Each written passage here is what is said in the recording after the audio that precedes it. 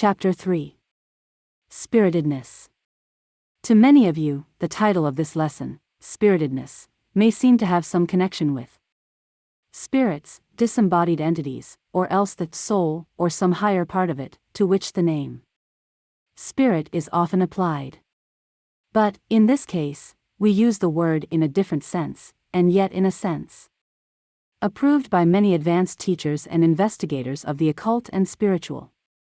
One of the meanings of the word spirit, as given by Webster, is as follows: energy, vivacity, ardor, enthusiasm, courage, etc., while the same authority defines the word spirited as animated, full of life and vigor, lively, etc.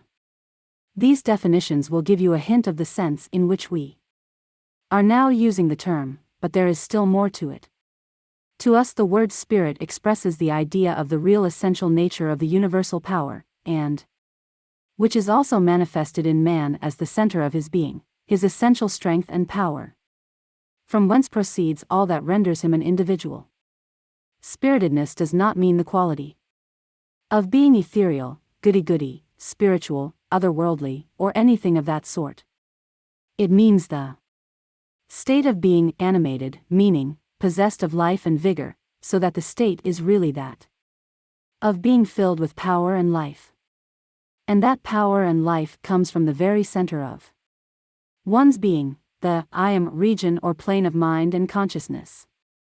Spiritedness is manifested in different degrees among different men, and even among the animals. It is an elementary, fundamental, primitive quality and expression of life, and does not depend upon culture, refinement, or education. Its development seems to depend upon such instinctive or intuitional recognition of the something within, the power of the individual, which is derived from that universal power of which we are all expressions. And even some of the animals seem to possess it. A recent writer on the taming of animals expresses instinctive realization of spiritedness among some of the higher animals as follows: put two male baboons in the same cage, and they will open their mouths, show all their teeth, and blow at each other. But one of them, even though he may possess the uglier dentition, will blow with a difference, with an inward shakiness that marks him as the underdog at once. No test of battle is needed at all. It is the same with the big cats. Put 2, or 4, or a dozen lions together, and they also, probably without a single contest, will soon discover which one of them possesses the mettle of the master. Thereafter he takes the choice of the meat, if he chooses; the rest shall not even begin to eat until he has finished. He goes first to the fresh pan of water. In short, he is king of the cage. Now, then, when a tamer goes into a den with a big cat that has taken a notion to act funny, his attitude is almost exactly that of the king beast above mentioned would be toward a subject rash and ill-advised enough to challenge his kingship. You will notice in the above quotation that the writer states clearly that it is not always the baboon with the fiercest tusks that is the master, neither does the king lion necessarily assert his dominion by winning a physical fight. It is something far more subtle than the physical. It is the manifestation of some soul quality of the animal. And so it is with men. It is not always the biggest and strongest physically who rule; the ruler becomes so by reason of the mysterious soul quality which we call spiritedness, and which men often call nerve, or metal, or sand. When two individuals come into contact with each other, there is mental struggle. There may not be even a word uttered, and yet soul grapples with soul as the two pairs of eyes gaze into each other, and a subtle something in each engages and grapples with a subtle something in the other.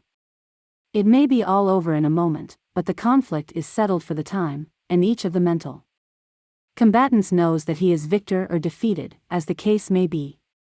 There may be no feeling of antagonism between the parties engaging, but nevertheless there seems to be an inward recognition on both sides that there is something between them that has to be settled at once. The parties may become the best of friends, and yet one of them always leads. And this leadership does not depend upon physical strength, intellectual attainment, or culture in the ordinary sense, but upon the manifestation and recognition of that subtle quality that we have called spirit. People unconsciously assert their recognition of quality in themselves and others by their use of the term. We often hear of people lacking spirit, being spiritless, and of others having had their spirit broken, etc. The term is used in the sense of a mettle. A mettled horse or man is high-spirited, according to the dictionaries, and the same authorities define mettlesome as full of spirit, so you see the term is used as we have employed it, but the explanation of the source of the spiritedness is not given. Breeders of thoroughbred racing horses will tell you that a horse having spirit will run a gamer race and will often outdistance and outwind a horse having higher physical characteristics, but less spirit or class. Horsemen insist that the possession of spirit in a horse is recognized by the other horses, who are affected by it and become discouraged and allow themselves to be beaten, although often they may be better racing machines, physically. This spirit is a fundamental vital strength possessed by all living things in degrees, and it may be developed and strengthened in oneself.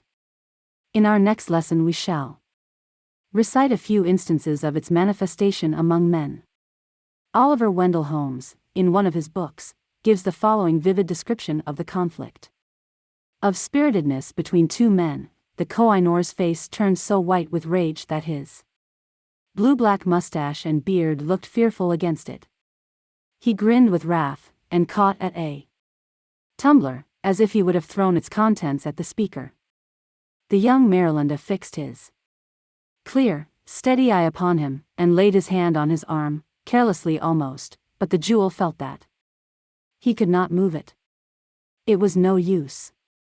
The youth was his master, and in a deadly Indian hug in which men wrestle with their eyes, over in 5 seconds, but which breaks one of their two backs, and is good for 60 years and 10, one trial enough, settles the whole matter, just as when two feathered songsters of the barnyard, game and dunghill, come together after a jump or two at each other, and a few sharp kicks, there is an end to it, and it is, after you, monsieur. With the beaten party in all the social relations for all the rest of his days. Fothergill says, Emily Bronte sketched out her ideal of a being possessed of immense willpower in a thorough ruffian, Heathcliff. A massive, muscular brute. Well, it was a girl's conception of a strong man, but I think I have seen some quiet, inoffensive-looking men in spectacles, who could very soon have shown the ruffian where the superiority lay. A celebrated historical example of spiritedness, under apparently overwhelming odds, is that of the interview between Hugo, Bishop of Lincoln, and Richard Coeur de Lion, in the church of Roche-d'Andely. In his desire to prosecute the war in Normandy, Richard demanded additional supplies and money from his barons and bishops, but Hugo refused to furnish men or money. He claimed that although the See of Lincoln was legally bound to supply men and money for military service within the 4 seas of Britain, the war in Normandy did not come under that head, and he defied the king.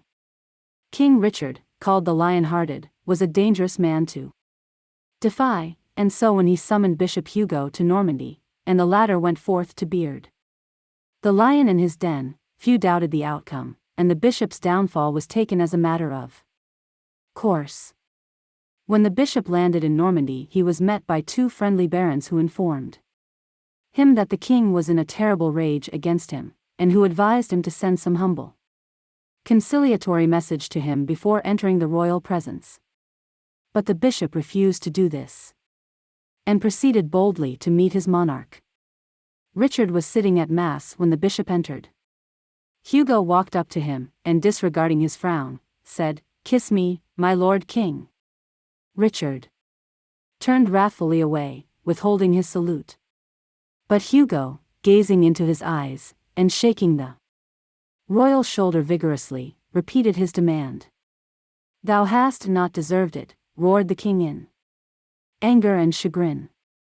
I have, retorted Hugo, shaking the royal shoulder the harder. The king gradually dropped his eyes from those of the bishop, and gave the kingly salute and kiss, and the bishop passed on calmly to take part in the service. Hugo afterward defied the king in his council chamber, and persisted in his refusal, and even ventured to rebuke his royal master for infidelity to the queen.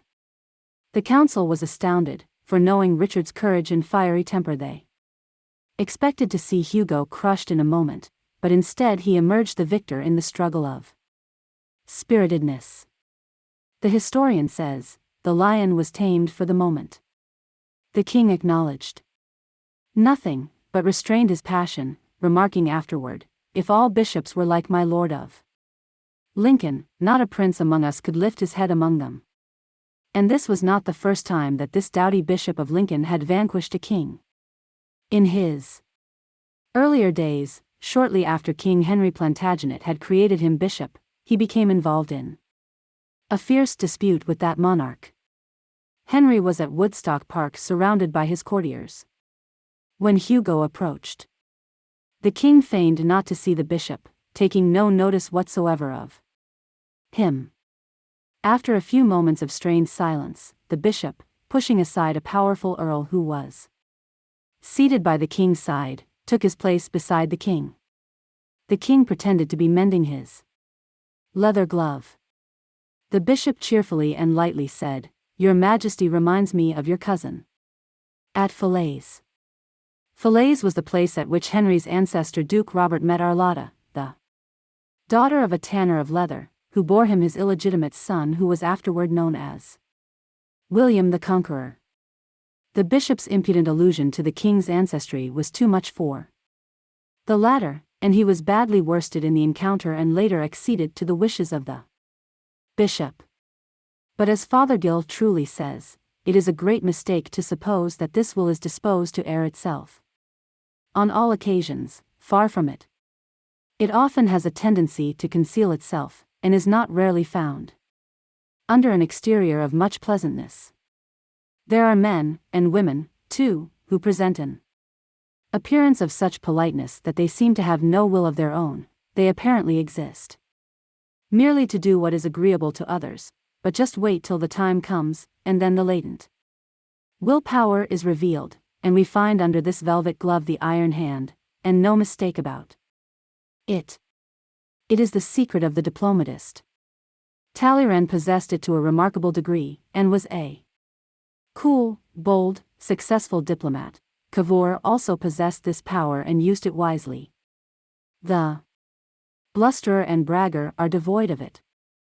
It is a subtle, tenuous power, resting latent beneath the surface and out of evidence, but when needed it flashes forth like the dynamic electric spark, driving all before it.